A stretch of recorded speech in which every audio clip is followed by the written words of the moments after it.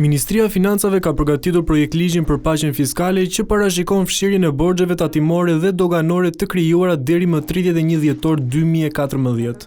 Dokumenti, i cili ka hyrë tashmë në proces konsultimi me institucionet dhe grupet e interesit, synon të pastrojë llogaritë e vjetra dhe të lehtësojë bizneset nga detyrimet e pamletshme.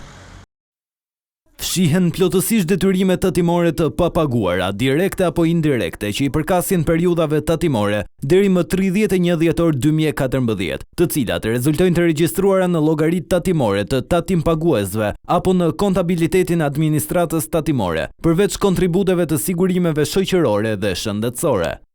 Të gjitha detyrimet e krijuara nga 1 janari 2015 deri më 31 dhjetor 2019 do të përfitojnë zbritje detyrimi në varësi të mënyrës se si paguhen. Në nenin 6 të projektligjit thuhet se do të shuhet 50% e detyrimit tatimor nëse pjesa mbetur prej 50% do të paguhet me një kës brenda 30 qershorit të vitit 2026. Ndërsa kategoria tjetër me borxhe nga 1 janari 2020 e deri në fund të dhjetorit 2024 do të përfitojnë faljet i gjobave dhe kamatave nëse i paguajnë të gjitha detyrimet tatimore brenda vitit 2026. E njëjta gjë vlen edhe për detyrimet doganore për këtë periudhë.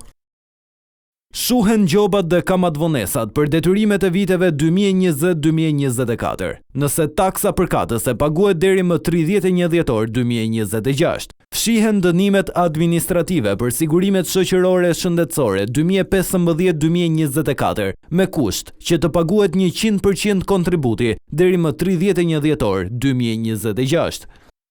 Sipas të dhënave zyrtare, borxhet që do të fshihen arrin në rreth 507 milionë euro, nga të cilat 295 milionë euro i përkasin detyrimeve tatimore doganore të krijuara deri në vitin 2014. Ndërsa 45 milionë euro janë sigurime shoqërore shëndetësore, të cilat nuk fshihen, por për to hiqen gjobat dhe interesat.